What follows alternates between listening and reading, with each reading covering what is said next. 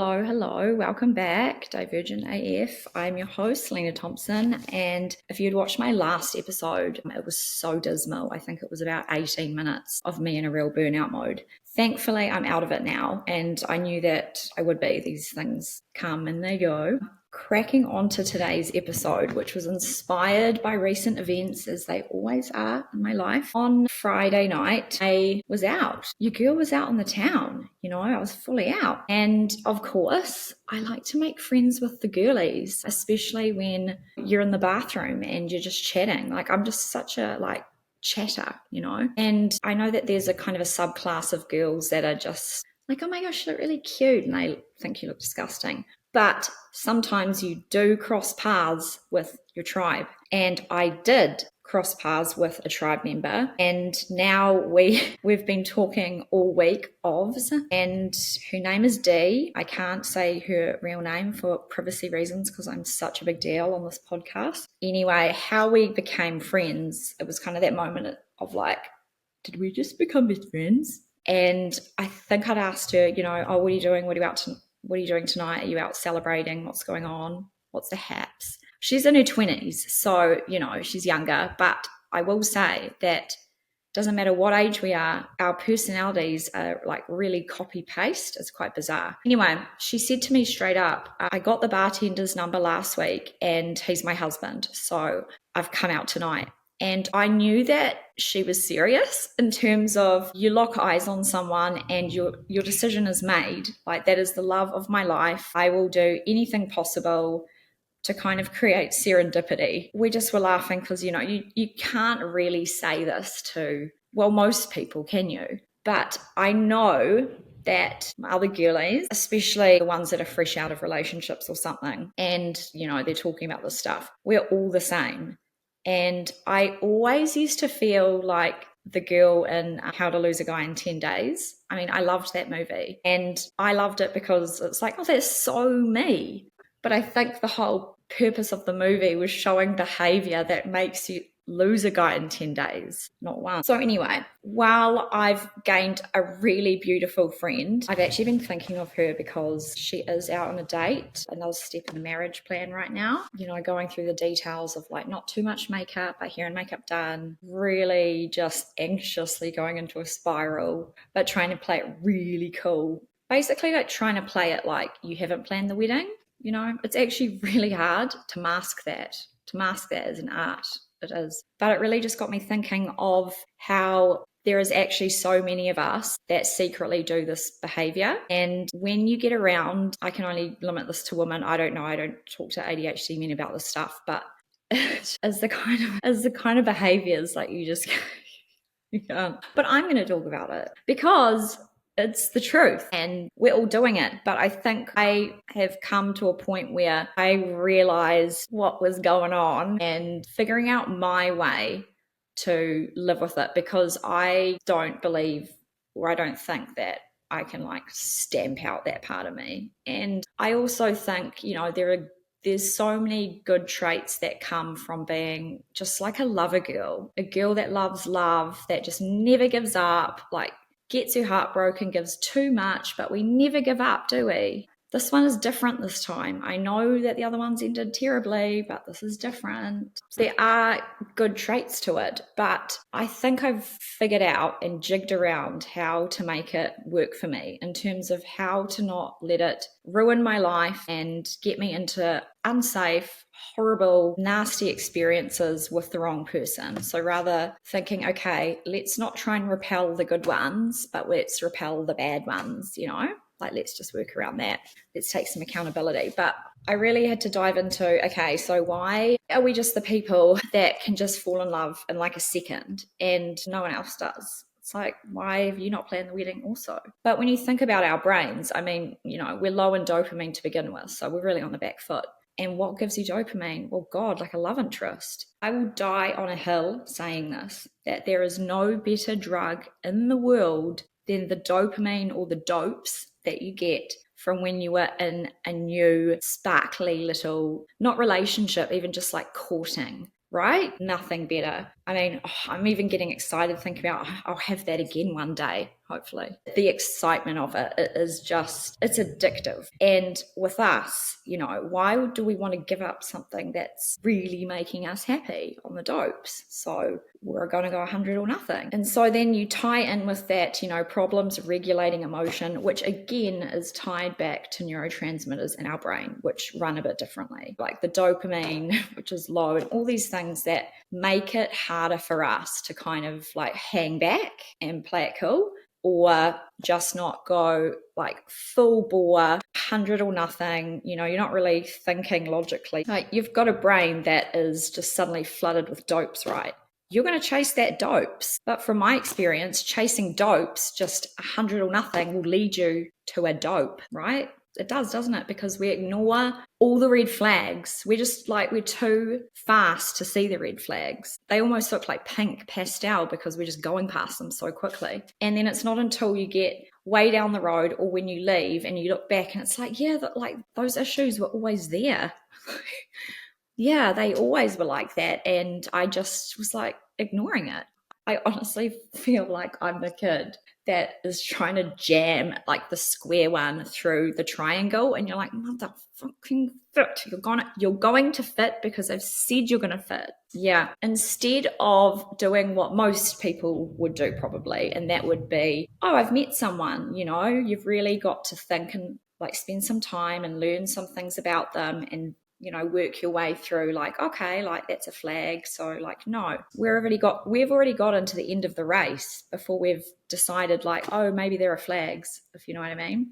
I also think that we have really rich creative inner worlds, especially if you're more of the inattentive ADHD, I feel, because we live in our head a lot. Like, that is what we do, right?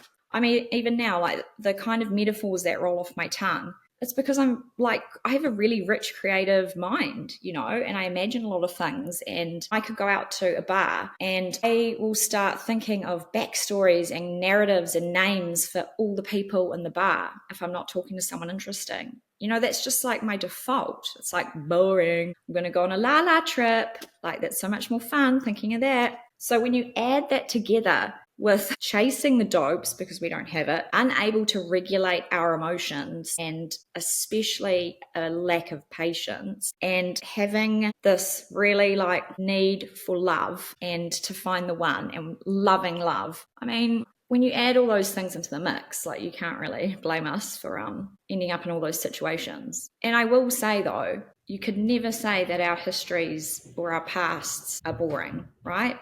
They're not. They're for the plot. So anyway, while I've been mulling on this and actually rectifying and kind of redirecting my own behaviors and then running into other people that made me realize that this is such a thing, I just thought, what a great thing to explore. I mean, I have so many stories of things when I look back where it was just like, so I'm going to share some, because I was sharing some of mine to my new friend Dee, and it was kind of like, how you like them apples, think you can top that one, And I love that you can meet people and just talk freely about this stuff, because don't worry, we're all doing it. So anyway, some of these stories, mind you, are going back to when I was in my early 20s, mid 20s, and teenage years, because, I was married, separated, blah, blah. So that take out like a 9 or 10 year chunk, right? That's like my preface. But I just have so many memories of my behavior. But at the time, I'm like, what? Why are you not picking up on the 27th time? Like, what? I mean, getting broken up with because they called too many times in the space of like an hour. And sometimes it would be because I was drinking, which really lowers, your restraint, as we know. Other times it was probably when I was a lot younger and I wasn't, well, we didn't have social media to stalk, by the way. You just had your Nokia and the home phone. You can only ring their home phone like once or twice and speak to their mum and ask for them. You can't, it's just different, right? You can't track people's stories to find out where people are. Thank God, actually, that would have been a really bad recipe for us. I can think of like maybe 2 or 3 guys that just were like, bye, because I had just freaked out and called them too many times. And I just wanted to talk to them. I mean, why else do you ring people? But, I can understand how it looks. I don't do that anymore. We'll talk about that one later. Yeah. Okay. So, I mean, there's the incessant calling. I used to have this really bad habit of, and I know I don't think this is just limited to neurodivergent, or even females, if I'm honest. When you're really nervous and you are so nervous, like you can't eat all day, and you're going out on like some date, or you're meeting up with someone and you're so nervous you can't eat, and then you get there and it's usually like a cocktail or something, or you're at a dinner and you just have two champagnes and you just are like blackout because you haven't eaten all day. And then you don't really eat anything at the dinner, because I don't know about you, but I don't like eating in front of people that I'm trying to impress, because I'm actually quite like feral. I don't know what it is. It's the hand, eye, mouth. I mean, I'm always dropping stuff all over me, like a drink, water, food, and I'm aware of that. So I think I go hyper aware anxious. So trying to eat in front of someone and then have an intelligent conversation and then make just the right amount of eye contact with them. I mean, I'm sweating like thinking about the scenario. So anyway, what do you have? Like a cocktail or two?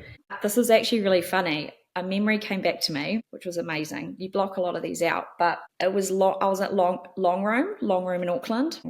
Yeah. And I had gone to like a girl, those BYO, let's go to Thai and like let's do BYO with the girls, and then let's head out to Long Room, back in those days. Actually, I wonder if they still do that, if that's the thing the kiddies do these days.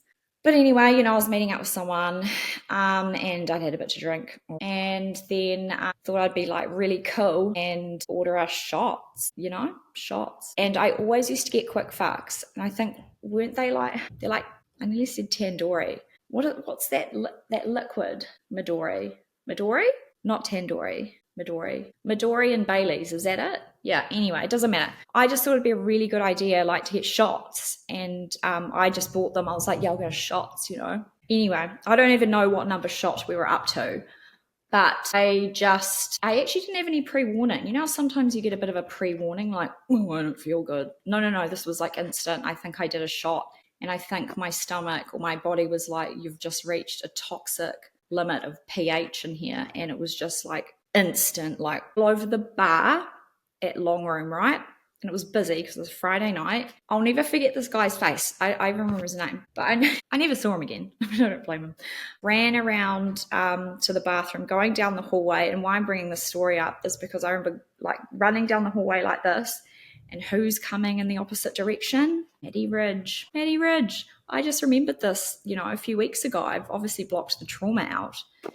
And I'll never forget, he's like, whoa, who would have thought 17 years on, I'd get invited to go onto his podcast show. So demure. So, I mean, that wasn't a great memory in terms of, classiness. But if I'm honest, like, I've got a lot of incidents of those happening, especially early 20s. I was always that girl. I mean, I'm still that girl, but I don't throw up that girl. I've done that too many times. But it was just, I would just get so excited, and then I'd get so nervous, and then I just would try and go like 100 or nothing. I can't just be like, oh, have a casual mulled wine and I'll go home. It's like, no, we're on. Then I'm off. Worst story that I could think of or remember while I was planning what I was going to say in this episode. I want to preface it by saying that I would have been 24, 25. Yeah. Okay. Anyway, I was obviously, I'd met who I thought was going to be my husband. I always think they're going to be like the one, they're my husband. Like, why would I hang around someone if they're not the one, I just decide quite instantly, as we do. I mean, I don't know what it is, but I really feel like whenever you meet who you think is the one night or whenever it is, there's always a time constraint. It's always like they're leaving in a week or you're leaving in a week, and it puts this pressure of like, we've got to make this romantic movie like happen in this period, always. So anyway, I met someone, decided like, yes, amazing. And then there was a week because he wasn't going on a deployment. He was going on a training thing. He would be, it was kind of like going on a training camp or something for like 8 weeks because he was in the army. He was an officer. He wasn't a grunt. I had moved up. Anyway, he lived on the base, and it was like quite cool because, you know, to get like a card and you had to like get your photo done, and like you just had to be like swiped through. I thought that was cool.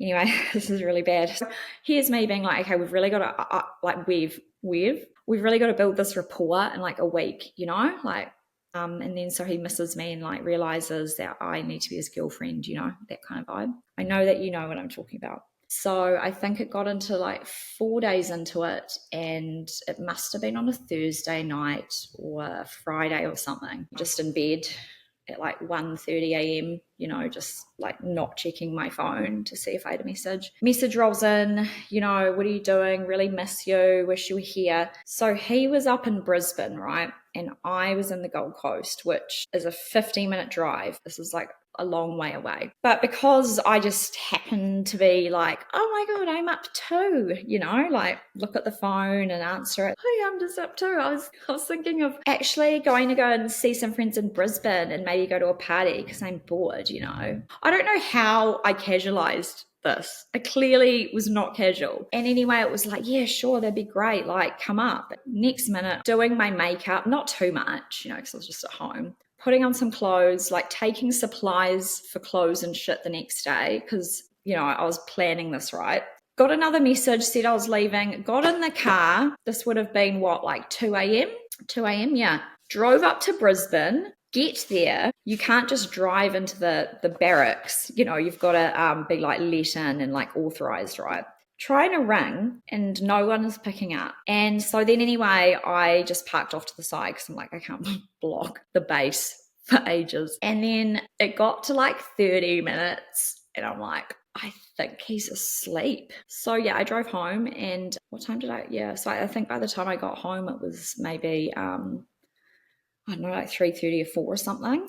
Like, what a night, right? And then anyway, the next morning, get a message like, I'm so sorry, I feel really bad. And I'm like, oh, it's okay. Like, I didn't stay around. I went to my friend's place and had like partied with them and stayed there. I don't know, what would you have said? And then, you know, 3 hours later, I was getting rechanged and driving up again to Brisbane, pretending that I had been in Brisbane the whole night. I'm not ashamed to kind of share that story or those things because, one, that was just so, 12 years ago. Two, I know it's very common. And three, it was actually for the best because a few weeks later, I got hit up by his long-term girlfriend. And her dad had just died. Like, what a prick, you know? So it wasn't really meant to be. We did form rapport within that week. And then he went away and then came back. But then, it was all weird. And because he had a girlfriend, didn't he, somewhere else. So that was never going to work, right?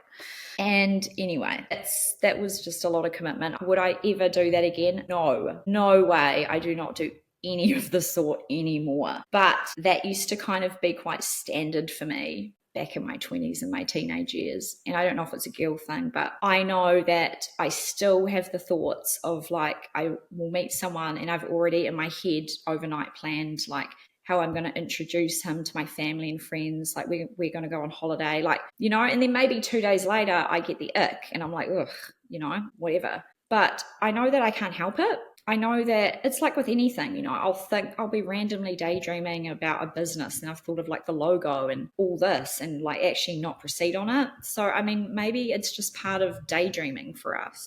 I think by now I've learned the difference between daydreaming and getting in a car at 2 a.m. and driving nearly an hour pretending that you were just awake.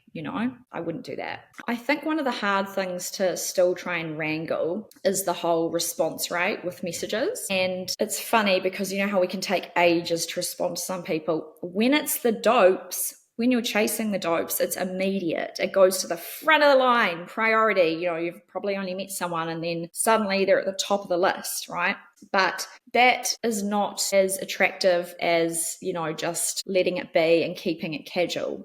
I've learned that. I think just because we're so like, well, if I like you, and I'm just not going to play games and I'm going to open your message and you're going to see the ticks and I'll reply. But whenever I've been like really transparent and really open, it's like they like a game. Yeah, I think they like a game and they like a bit of a challenge, but luckily I just don't even like anyone these days. So it doesn't really matter. But The whole messaging thing, I still think would be a challenge for me if it came up. I'd probably just have to like hide my phone because I'm so instant. And I think, especially at the start, I think there is a bit of a dance of like, leave it, don't respond. Whereas for me, if I mean it, I mean it. If I'm interested, I'm interested. So I think if that situation had to come up again, I would just have to play it cool or just not even really like them. And the whole issue of messaging back and not getting an instant reply or just feeling like someone's pulled their energy back or they're a little bit hot and cold. And I just remember being in the spaces where it's like I would get confused. I'm like, oh my gosh, I want to think of a reason to message so then I can talk to them, right? And you've got to get really creative because it can't come across as that's what you're doing, because that's weird. For example, you would say, if you've been to their house, you'd be like, I've lost something. I can't find something. Have I left it at your house? And then they might go on like a big cleaning spree or a big hunt to find this item that's not there. But then they'll reply back to you and you're like, oh, hey. Yeah. I think because of everything I've been through, everything I've learned, I've really become like, I'm not even going there. If they aren't giving anything, I'm not chasing anything. I'm so tired of chasing the dopes that turn out to be a dope, if you know what I'm saying. Another reason why, some of these stories I'm not shy about telling is because they're either like not in this country, they don't even know my real name because I've given them a fake name because I seem to do that when I go out. I get bored and I just make up like a alter ego name, and so they won't know me. Or I've been blocked. Okay, but I do want to say I've only been blocked once, and the TikTok tarot lady tells me that it's because they love me. Okay, so just remember that. Guys don't just block anyone. I've heard that it is like if you have been blocked by a male, you are a special force of nature.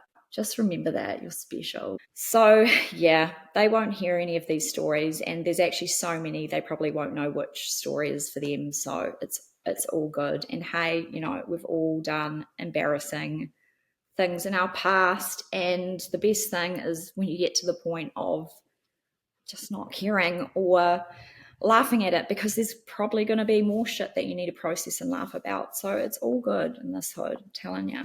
So, aside from all the funny stories, I do look at women like myself and I do appreciate the good points about having, a personality kind of like we do, or the traits that come along with being a girl like this. And that would be that 100%, 1000% loyal ride or die, like the definition of ride or die. Like you will be miserable because you will be loyal. There's only been one time I've ever cheated on a boyfriend, and that was when I was a teenager. And I went away 5 minutes after and found my boyfriend. This is at some house party back in the day.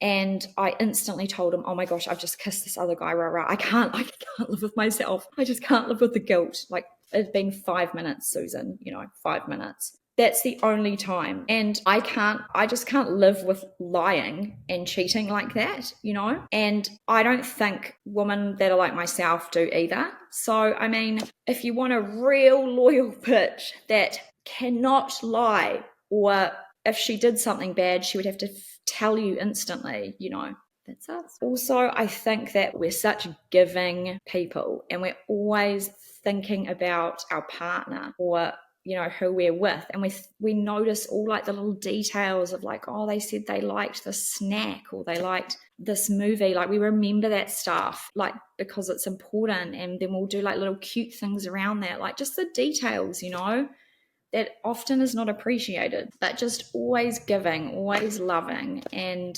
not everyone can say that they are like that, and I know a lot of us are just like lover girls to the day we die. It doesn't matter how much heartbreak we go through, how many bad relationships, it's like, no, I still believe in love, and like, this one's different. And look, I'm still the same too. Like I've got horrendous history with men, and I think it's quite a skill if you can get to the point of recovering from the hurt and the pain, because it is like that doesn't take away from it. Like any kind of like betrayal trauma, or having your light dimmed, or just toxic relationships, whatever, anything where you've gotten hurt, it's still going to hurt, and it hurts us a lot because we feel everything so deeply, right?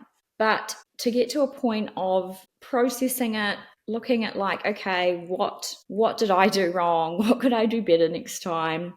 Really just taking stock of yourself. If you kind of can get through all that and then move on and not carry it with you like a hangover, just be like, that is not going to define, and it's not going to color my judgment on future people coming into my life. I think that's the flex, because I think it is far too fucking easy to get hurt in this world and use it as an excuse to put your walls up and become avoidant and become an asshole. Just like to let it rub off on you and use that as like your story and your excuse. Like, well, I was cheated on, and then I had a divorce, and then blah, blah, blah. And that's my reason for why, like, I'm going to be avoidant and I'm going to have walls up. Like, let it go, I'm not saying it doesn't hurt, but I'm just saying, like, if you can get to a point where that's not going to affect your future love interest, that's a fucking win.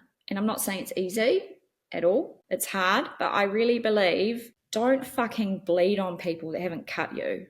I actually generally think that, whether it comes to friendships or relationships, everyone's got their stories, everyone's got their pain, everyone's got their past, but it's not other people's fault, especially when you meet them and come into contact with them and they're new and they have nothing to do with your prior life. That is none of their fault. So why do they have to get the garbage that you're carrying around from your last relationship, your last trauma? By no means saying it's fucking easy, and it takes time, it really does. But at the end of the day, if you just come out of something and you let that be your reason to basically close off your heart and not be who you are anymore, and not be open and not be willing, yes, there is an absolute chance you're going to get hurt again. I probably will, like maybe 20 more times, maybe forever. I know that, but I also think that that is strength. I really do think that's strength, because I think it is so easy to just lock yourself away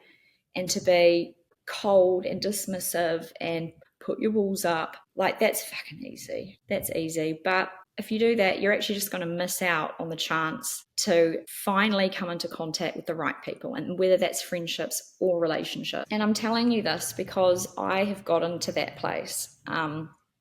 I went through the whole anger, the pity party, the just like, I'm never letting anyone in, rah, rah. But now it's like, no, because it would be so much more worse to never carry on and open your heart up and find the right person, whether that's friendships or relationships, And I think that that is strength and the scariest thing you can do.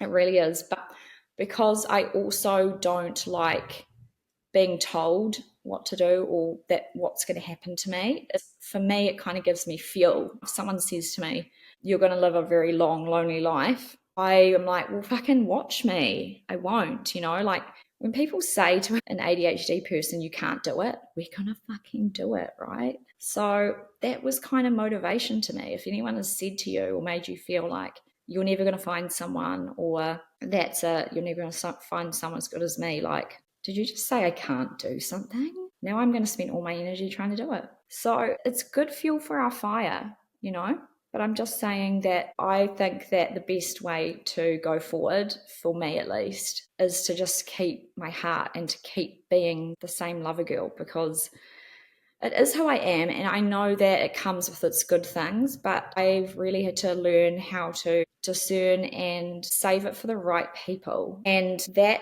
then ties back into trusting your intuition, which has always been there, right? The red flags that you ignore because you're just trying to like fit this square peg into this round hole or whatever, right? I mean, I look back at things that have gone bad and I always had a heads up, always had a warning. I always had a feeling like something's off. Now I have learned, bitch, every time you have missed and not listened to your intuition, it has always come back to bite you. It's always like, oh, there it is. It just popped up later on, but it was always there. So I think really trusting my intuition, and I know that we have piles of it, right? We always feel the energy and the vibes, and like we can tell if someone's off or someone's lying. Trust that. I do not listen to words. I look at actions and I look at behavior. I don't care what anyone says. Thank God I like skim read things incorrectly anyway, so that works. But I really just lean into my intuition. I don't need to explain it to people. I don't think you need to explain it, because at the end of the day, you're actually just protecting yourself. Because for me, I switched gears into, okay, I know like that I love hard, but I've just got to make sure that when the bull is out the gate, like it's the right time for the right person. Kind of hedging it, just hedging it, controlling it a bit. But a big part of that is, trusting my intuition and feeling like, that's a lie. That's a lie too. Trusting it, because so far when I've done that, it actually hasn't set me wrong when I started listening to that, because I think that we're very, very perceptive, and people don't really want to give us credit for that. And they'll say, oh, you're sensitive, you're paranoid. And we're right. We're actually right. Sometimes right too early, or sometimes right because someone doesn't want to actually admit that they're lying. So if I could give any advice, it would be like, start listening to your gut. I mean, I know that bitch has IBS sometimes. She's often right. Another thing that I did is I wrote down a list, and I did one for a friend and I did one for my perfect future victim. No, I'm amazing. And I didn't think of anyone, I didn't think of a person and then, copy paste. It was like, okay, if I could just like dream up like values, rules, things that I'm not going to budge on, things that I'm not going to compromise, and be like, that's fine. Having that just like conceptualize in front of you, what is important to you. When someone kind of comes into your energy, or you meet someone new, and straight away you can be like, that does not reconcile. I'm not good at math, but this math ain't mathing. For example, a big one for me is they aren't a fence sitter. Like, I don't fuck with fence sitters. I don't value people that are like, oh, I don't want to get involved and I'm not gonna pick a side, but I'm gonna like play both sides. A friend to everyone is loyal to no one, in my opinion. And that's not saying there has to be a war and there has to be like mean shit happening, but I want to be around strong people that are not afraid to be disliked, that are not afraid to put their opinion out even if other people disagree with them. Because I mean, that's what I do, and that's who I need to be around too. I want to hear your opinion. I also really value someone that's not afraid to hurt my feelings, and that's friends and relationships. I want to be told something that's honest. It hurts me more to be lied to or not being told the truth because someone just didn't want to hurt my feelings, or someone didn't want me to know about something because they know it hurt me. It hurts me when I don't know something, because for me, I go into a bit of a spiral, and it's like, how did I let that one slip through? It's that feeling of like you're just a fool. Like, you just feel like a mug, right? If you find out that something was happening later on, or something happened, like I hate that feeling of like you're a mug, And so I really value people that just have an opinion and they're not afraid to say it. On the flip side, I'm not saying they do it to like just be a dick and to hurt people's feelings or to just be facetious. I'm saying that if it's someone that has your best interests, and they'll tell you in terms of like, okay, Selena, like, I think you really need to rein it in. I don't think that's worth it, blah, blah, blah. Like, I want that. I don't want like, oh my God, what do you think? Well, what I think doesn't really lead me to the best path sometimes. So if I'm about to self-sabotage, I'd kind of like someone to step in and be like, I don't want you to do this. Tell me that. Another thing that's really important to me, I mean, I've got a few, but I just thought I'd throw some out for shits and gigs. And that would be what I've come to actually really realize, and that was through realizing who I am. And that is someone that is extremely communicative, like very communicative. I need to know if there's an issue or if there is a problem. I don't gel well with people, whether it's friendships or relationships that avoid conflict or avoid confrontation or avoid talking. So not replying or running away or ghosting or just not being direct about an issue is something that I can't work with, because I mean, I know that I'm extremely communicative, and no wonder things didn't work out in the past with people that weren't like that. that just shut down and stonewall like that like I can't live like that. Actually breaks my heart. But I know now that that's super important. If I don't be around someone like that, it's just not going to work. And that goes for anyone, friends or love interest. You've got to communicate, be able to communicate what the fuck is going on. You can't run away. You can't just avoid confrontation. You can't ignore it and brush it under the rug. I don't value that. So that's just a non-negotiable for me. So when you have this list of non-negotiables and someone comes around and they do something that kind of goes against a non-negotiable, it's like, well, that's it, like deal off. I don't actually do like physical traits. It's about like their morals and values and their soul, and that's it. So while I'll always be the first to admit that I love hard and I love 100%, I don't want to change who I am, and I love that part of me. I know how to kind of redirect it properly so that it doesn't turn into those over the top, really desperate behaviors. I think that comes with confidence and having self-worth and not staying if you do notice a red flag, even if it was like weeks or months down the track. And I'm glad that I have that now, because I think when I didn't, that was when I used to stay in the trouble. Like, yeah, I'd get in the trouble, but then I would like stay in the trouble. But now I know that I can just fully push the eject button. It doesn't matter any time. It'd be like, nah, that's not on, because I've survived worse. So I just think having a past of, toxic relationships or bad relationships or just crazy stories that we always seem to have has really given me something in that, yeah, I've learned so much. I mean, finally, we're slow learners and stuff. And we've always got the best stories at dinner parties. We do. Like, we're fun people. But I think that just learning to love the parts that are like, yeah, I'm a bit different. I love 100% or nothing. But for the right person, that's like, we're incredible. Like, we bring so much to the table. They don't have to worry about us sneaking off because we're just like yapping at them. If something just happened, I'll tell you straight away. You can't say that about shady shy girls, I'm just saying. So while I realize that not everyone gets the same type of instant fall in love obsession as us, that's okay. We just don't need to tell them. And if you can really work with the parts of you that you love about that and just rein it in and don't ignore the red flags, trust your intuition, write your list of non-negotiables, bring it up, even take it out. Bring it out with you. No, I haven't gone that far. Despite whatever fucking heartbreak, whatever trauma you go through, if you can process it, if you can get to a place of